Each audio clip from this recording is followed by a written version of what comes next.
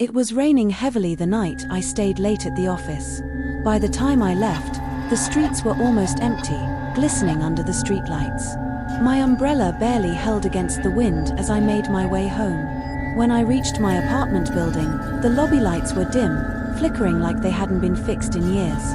The night guard, who usually sat at the desk, wasn't there. His chair was pushed back, still rocking slightly as if he had just left a moment ago. I pressed the elevator button. Nothing.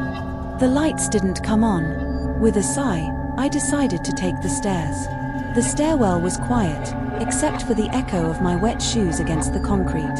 On the third floor, I froze. Someone was humming.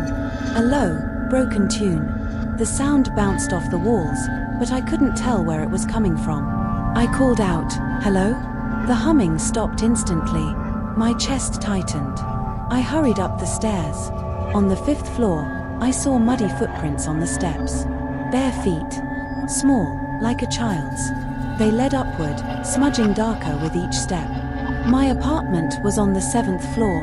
When I finally reached it, the footprints ended right at my door. My hands shook as I unlocked it.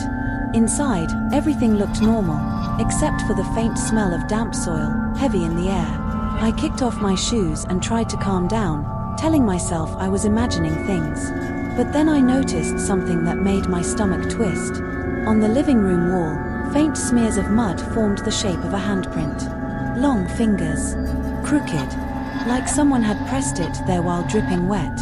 I grabbed my phone to call the guard, but before I could dial, a message flashed on the screen. Unknown number.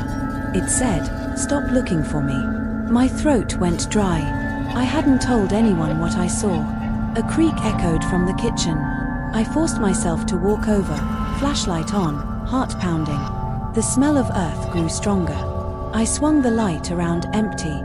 Then, from behind me, soft footsteps. I spun around, light trembling in my hand. Nothing. The living room was still. Suddenly, the lights in the whole apartment flickered and went out.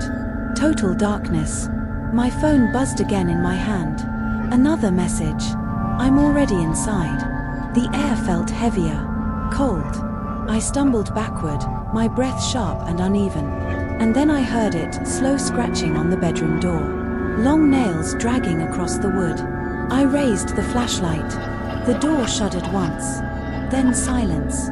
When the lights finally came back on, the apartment was empty. No footprints.